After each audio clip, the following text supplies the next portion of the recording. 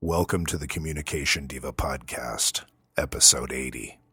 Today's podcast is an interview with Samantha Skelly, former health and fitness entrepreneur and magazine editor, and aspiring life coach, on the difference between listening and hearing. Concerned at how much her generation hears and how little they listen, Ms. Skelly intends to cultivate and support more listening in her personal relationships and in her work. According to Samantha, hearing is superficial. It's what happens when our attention is divided and focused elsewhere than on the person who is speaking, while listening involves a deeper attentiveness. Wait, it could be the other way around. Listening is superficial and hearing is the deeper attentiveness. You know, I honestly can't remember which is which. I really did listen to the interview. It's just that I was texting with a buddy too and watching Buffy the Vampire Slayer Season 5 on DVD. That is such a great show.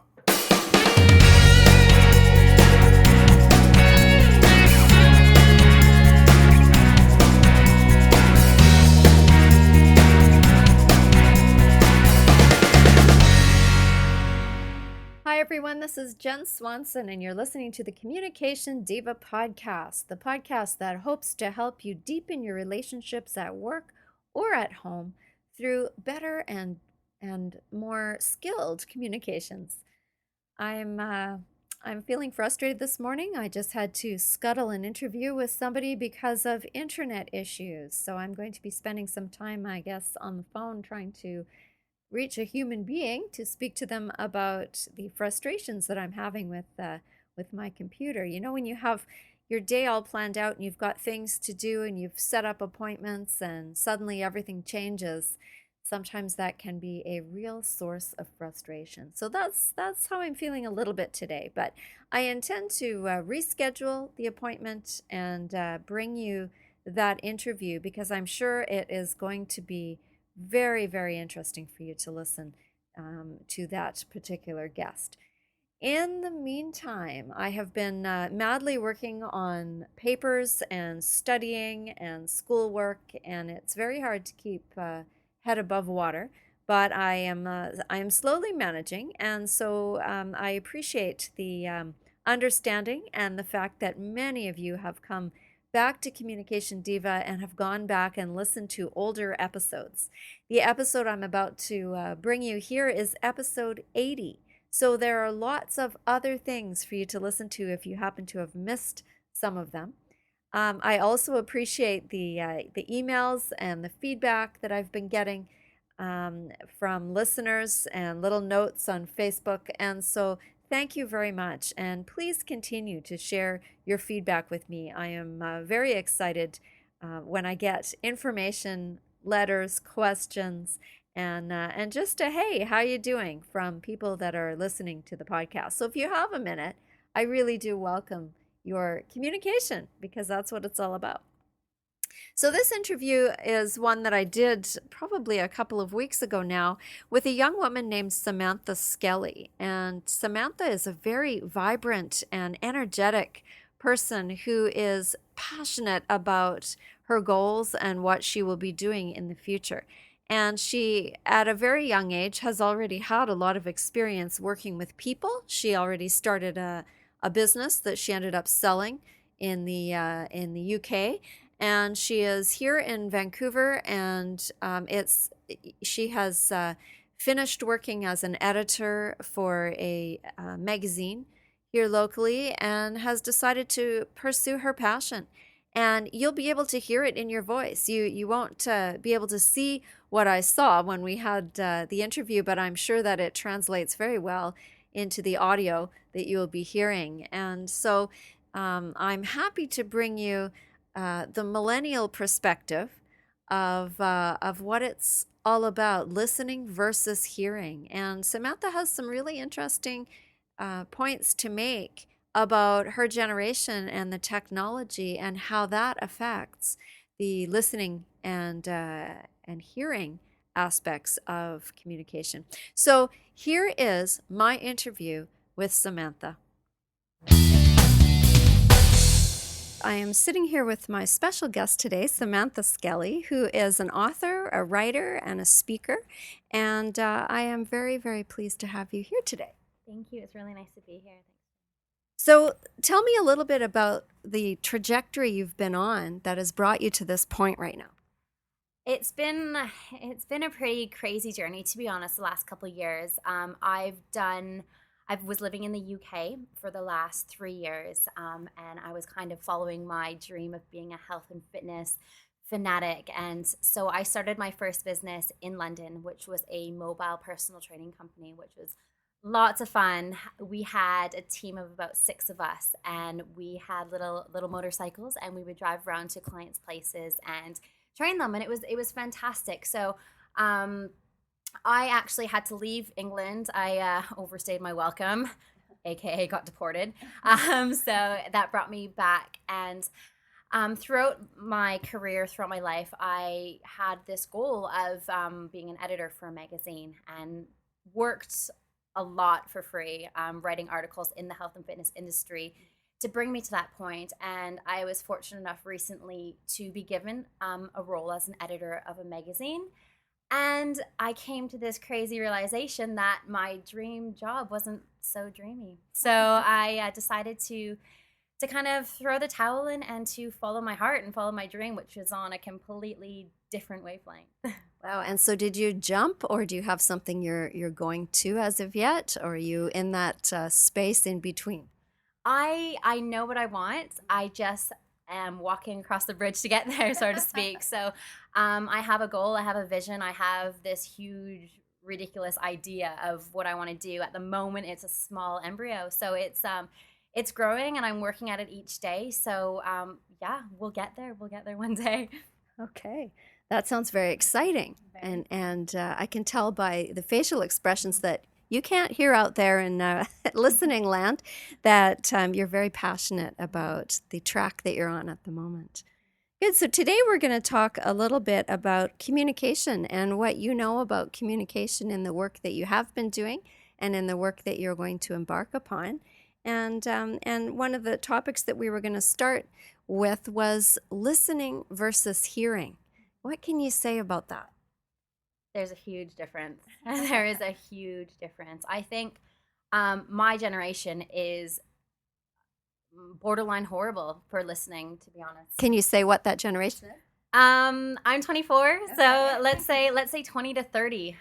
It's the generation of iPhones. It's the generation of let's communicate through every device, every app possible. I said to my mom the other day, Mom, I'm one iPhone app away from never having to speak to another human being in person, like let's picture message, let's do this, let's voice text. So that generation is it's hard. They've lost the authenticity of actually having a conversation with another human being. And listening is an art. Listening takes some work. Hearing is a very robotic, automatic kind of doing the yep, okay, yep, sounds good sort of reaction to who you're speaking with. So I was listening to a speaker over the weekend, and she said you need to listen with your eyes. And I just thought, you know what, that she's hit it. Like that is totally what you need to do. You need to be engaging. You don't look down at your iPhone. Who cares who's on Facebook or whatever. And listening takes it involves your brain. So you need to be stimulated and thinking about what they're saying and taking it in and how you're going to help them, basically. And it's processing the information that you're taking in the brain. And one of the things that I've learned in coaching is the phrase listening beyond words, which I think might be a little bit of what you mean with listening with your eyes. Absolutely. That's exactly what it is. It's just being engaging with your eyes. Your eyes tell a huge story. You don't even need to talk, and you can kind of gauge what someone's feeling by just the look in their eyes. If they're sad, if they're happy, if they're excited, if they're motivated, they kind of, someone who's in their element is radiating when they're doing what they love to do. And that's the difference. So what have you noticed with your generation as far as personal contact and communication and conversation goes? Have you noticed changes in your lifetime? Absolutely. I just look at my parents' generation, and they get together and they have a dinner party and phones are away because my mom barely knows how to use a phone, but their phones are away and they're talking to each other, and it's refreshing and it's cool, and it's, they're engaging, they're asking questions, they're so interested in what's going on. Whereas a dinner party at my generation, everyone's phone's on the table, everyone's taking breaks to text, everyone's if someone's telling a story, you're kind of looking up to say I'm here, but I'm not really here. Then you look down, and it's just a bit lame, to be honest. I just think it's just a bit lame. So I make a point of putting my phone away when I'm with someone, because it is rare. We communicate through all these different avenues and Skype and this and that, and having a one-to-one conversation that's genuine and real and intelligent is rare these days. Really? And so there's something that's been lost. What's been gained? I mean, it's convenience. I mean, the idea of, it's totally convenient to send a quick text and be like, be there in 5 minutes. Whereas I'm the type of person, my friends are like, why are you calling me? Like, I'll call them, they won't answer, and they'll text me and ask me why I'm calling. Like, I'm like, call me old fashioned, but like, I would much prefer to pick up the phone and be like, be there in 5 minutes, or what do you want for dinner? Or, having that kind of, I like to get my personality across on the phone rather than in texting. So, but I mean, with this generation, it is total convenience. I mean, it is convenient to send a quick text. It is to the point, but I'm a converser. I like conversation. And you're not the first generation that's completely integrated with the technology, because when you were little, there weren't probably computers yet, right? No, I think it was, like I remember the first kind of computer coming out. So yeah, that was totally my generation. And now it's like, I look at 10-year-olds who are on cell phones. I'm like, what? I had like Cabbage Patch dolls and like Play-Doh when I was that age. Like, I wouldn't have the first clue how to use a phone. So it like scares me. Well, and one of the things that, and I may have said this already before in another episode, but one of the things that scares me is the loss of connection between parents and children.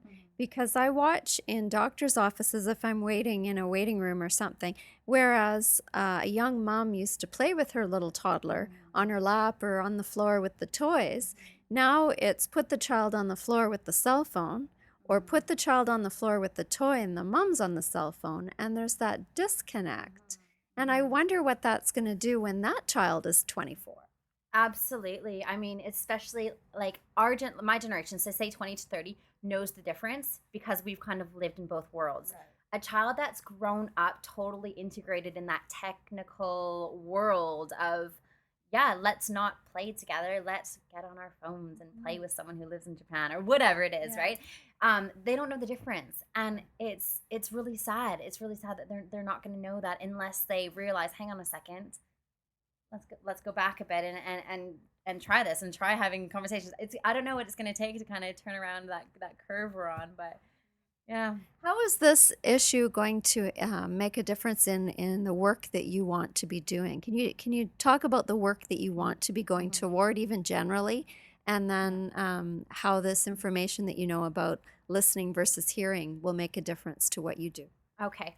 I'm going to be a life coach, so that is a huge part of my job, and I need to actually listen to people's problems and listen to the crap that's going on in their life, right? And just kind of sort it out and get clarity for them. So for me, if I was listening to one, or if I was hearing one of my clients and not listening to them, it would be a disaster. So for me, it's communication is so important, and I'm going to be meeting all my clients face to face. I'm not going to do anything over the phone. I'm not going to do anything over text or email or even Skype unless they live across the world. All of my interactions with my clients are going to be face to face. So, for me, it's a no-brainer. Body language says so much, and like I said before, if you can tell so much about people's eyes, you can tell so much about their body language as well.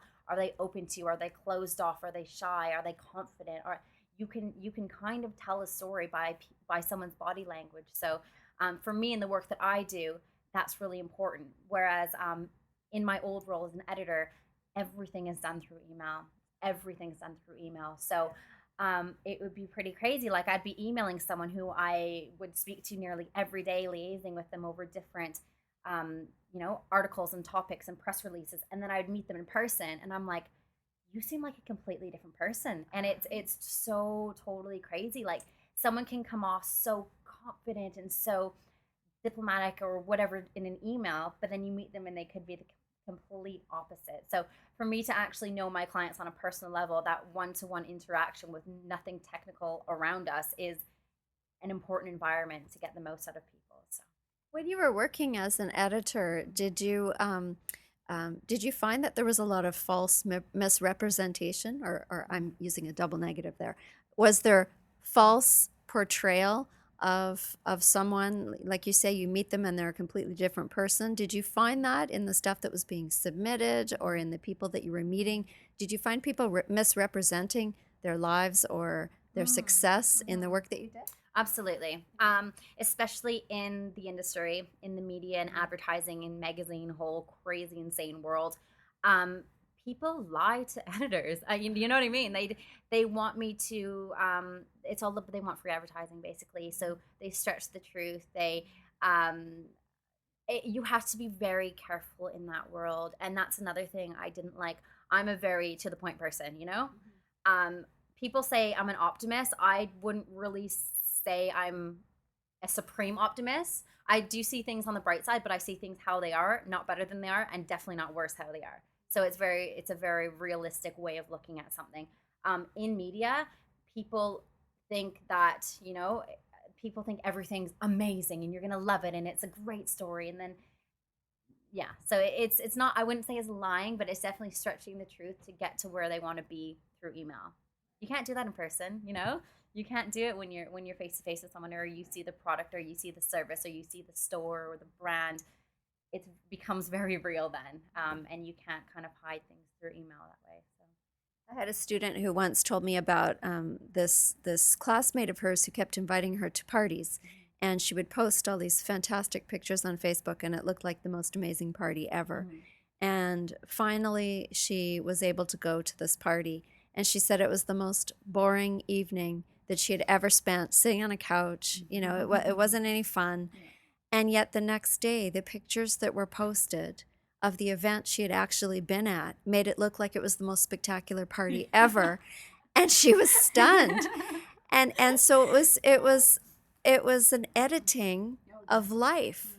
And I find that whole topic interesting. Yeah, you know what? That's Facebook for you. The beauty of Facebook, hey? It's like fabricating something that's like really boring. I mean, my friend the other day, we were sitting down, he's like, man, I wish my life was actually as cool as it seems on Facebook. Because it's true. Like, people are like checking in at these like really posh places and like, just posting. Like, they don't post their like the crap that happens in their life. They post like the highlights of their life. So you think their life's incredible. And especially people who are like trying to like self-publish themselves. They only post the highlights, and it's totally true. I totally understand. But yeah, that's Facebook for you. People trying to pretend there's someone that they're not, or they're, about 10 degrees cooler than they actually are. Yeah. But hey, there you go. I think that's funny because that's a new thing too for this generation, right? So how can people engage more in conversation? Put their phones away. That's like simple. Hey, it's like, it doesn't take rocket science. I think it's being present, I think, is my biggest thing I can say for this subject. Is it's you need presence. If you're in a situation and you're out for dinner with someone, why do you care about what you're doing with the friend that you're texting tomorrow? Because when you are with the friend that you're texting tomorrow, you're going to be thinking about the next friend that you're going to see. So just be present with whoever you're with and just listen to them, and you will feel a sense of fulfillment and satisfaction from actually engaging in the company that you're in and just listening to what people have to say. And it's a great feeling. It's a great feeling when you're out for dinner and your friend's telling you about this new potential promotion they're getting, and then you're on the phone texting about like this really cool party that you're going to go to on Friday night. You don't care what they're saying. You're not even listening to what they're saying. And there's a huge sense of disrespect for that. And I I just call people out on it.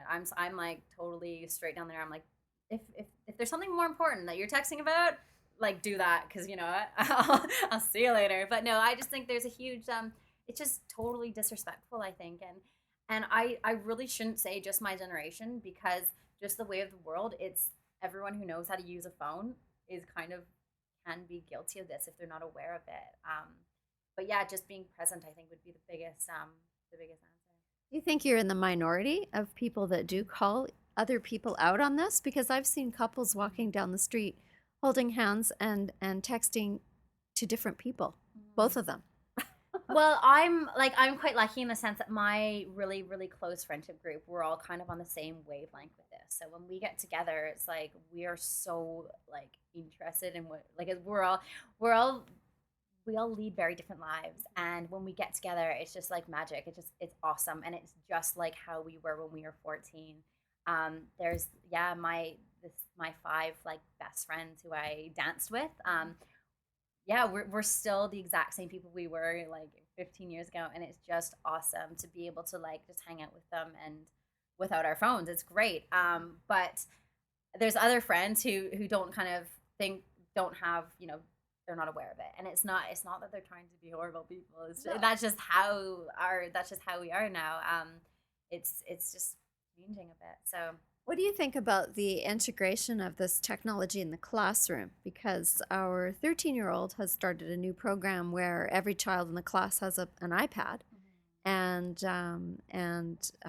a lot of the core subjects are done with the technology in hand in the classroom. What do you think about that, using the technology in that way? I think that's fantastic. I think that's really awesome. I mean, there's so much to be learned from an iPad, from a phone, and if you're engaging with other people and trying to absorb the same information through a technical device, that's wicked. Like, I'm all in for that. Yeah, go iPads.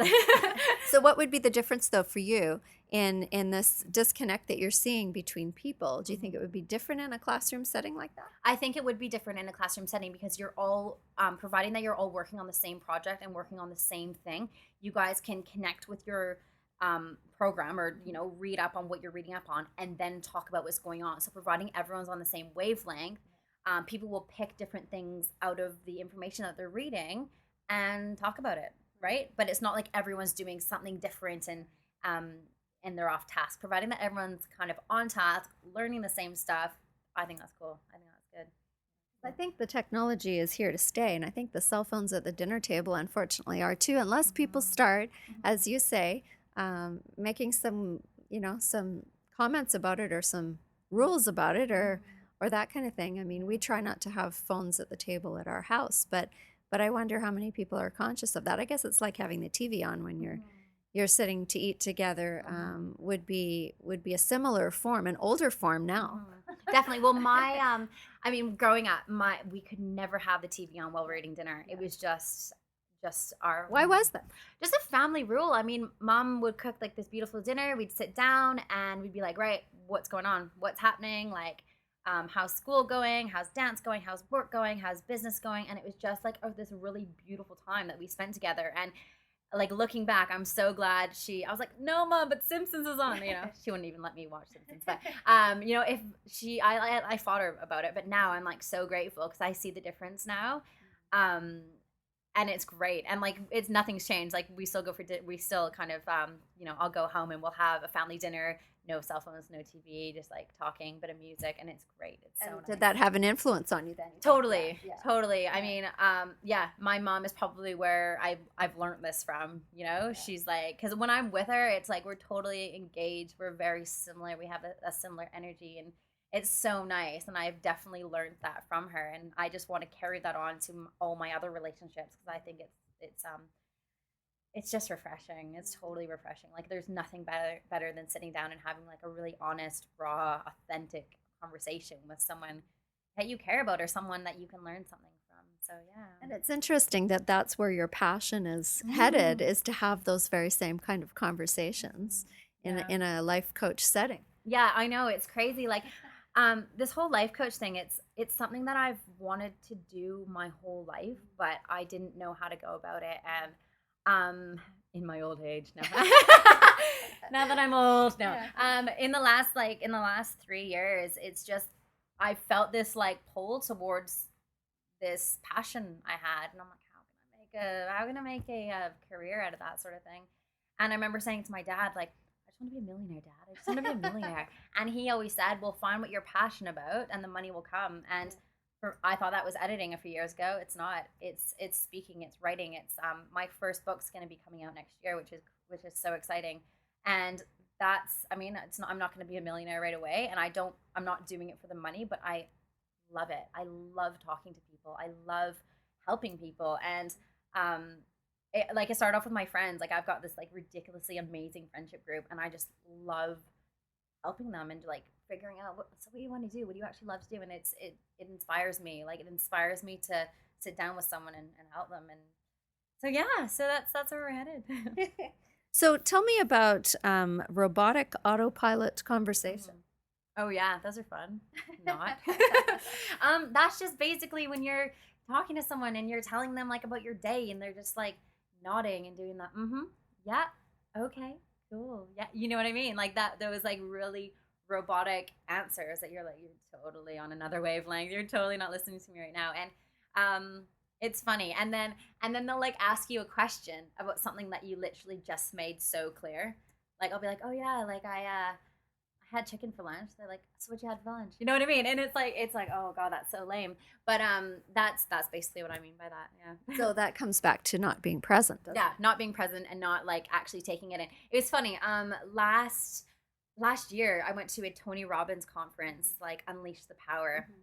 You have to go. Anyone who has not been, oh my goodness, you need to get there. But I was like, okay, I'm gonna pay attention and hang on to his every word.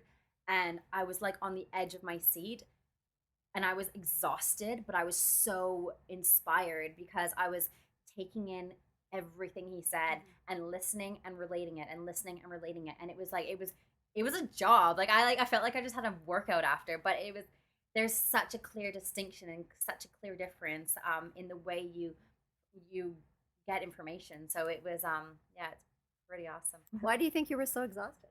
Because I was like, I don't know. I don't know. It was crazy. I was just like, I think it's because my mind was going like 1,000,000 miles a minute, and my mind goes fast anyway. So it was on like supercharge, and just like taking something that he said and relating it to my life and being like, okay, how can I change this? How can I make this better?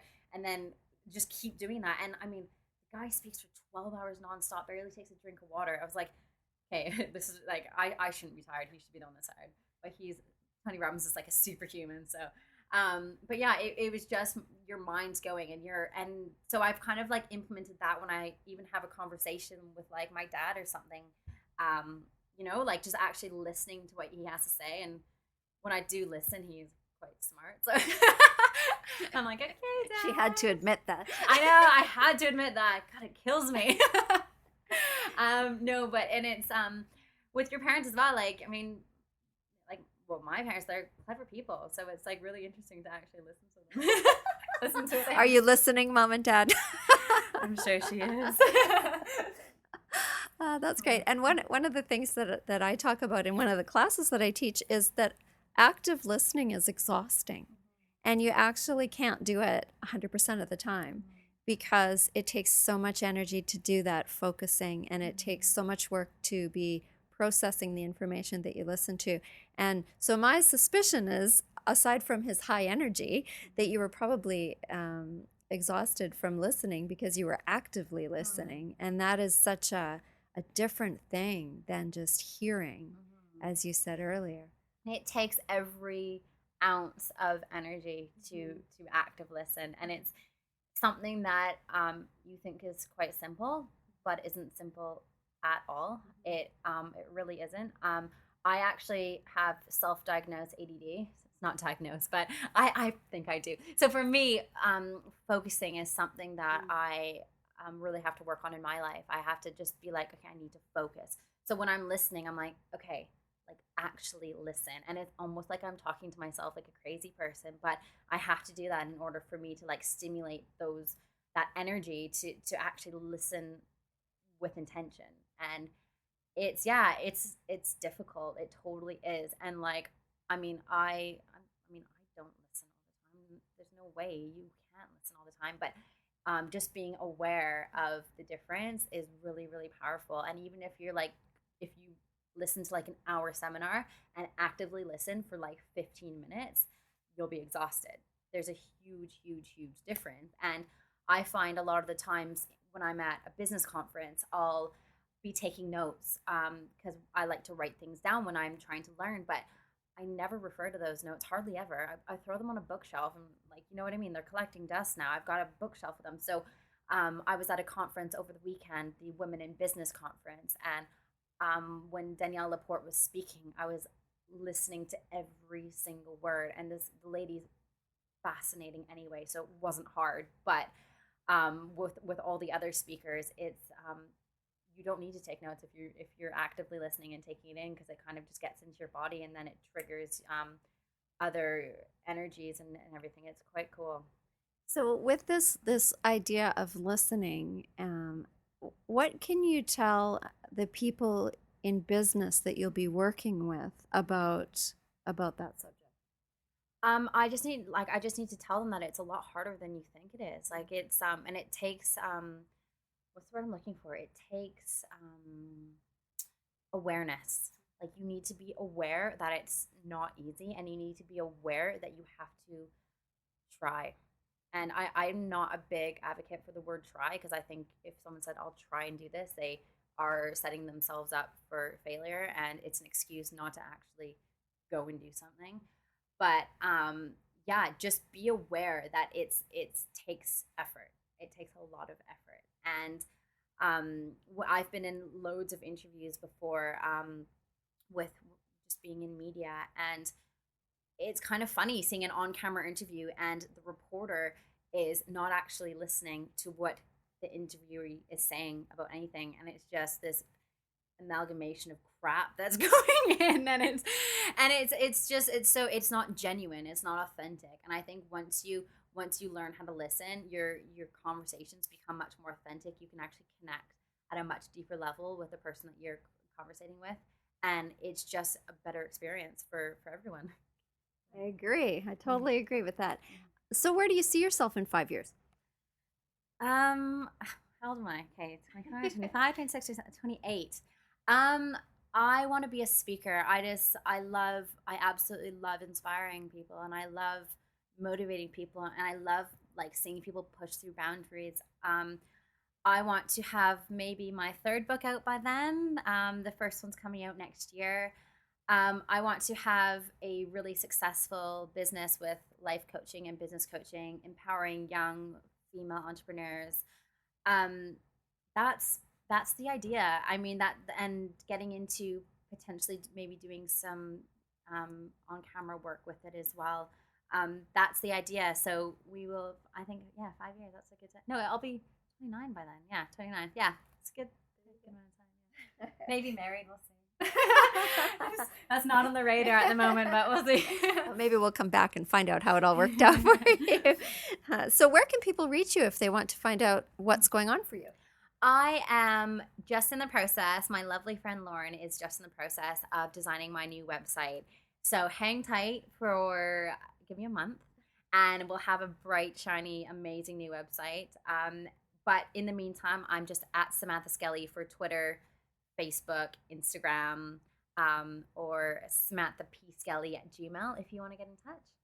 Okay, so I will put all of those links on the show notes at communicationdiva.com. And before we say goodbye, do you have any last words of wisdom for the person listening? Just try it. Try it and let me know how you go. And just commit to say 5 minutes in a conversation and give me some feedback. I would love to hear. Sorry, I'd love to listen to how you guys are doing. And just let me know. Stay in contact. Sounds great. Well, thank you so much for taking the time to come out all the way out to UBC here for this interview. And I wish you all the success in your future endeavors. Thank you so much. Thanks for having me.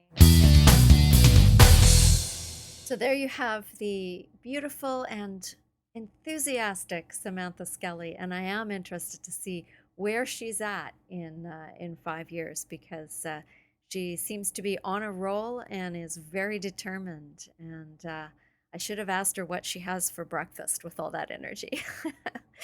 So thank you again for listening. I'm grateful to all of you. I hope that this has been an inspiring and interesting interview for you. It was for me. And I'm going to get back to hitting the books now. And I hope to bring you my interview with entrepreneur and late night internet business marketer guru Mark Mason in the next episode. And again, I can't promise you when that will come out, but I'm sure you'll find his contribution inspiring and thoughtful and very useful as well. So until next time, please take good care. Come and say hello. And this is Jen Swanson with Communication Diva.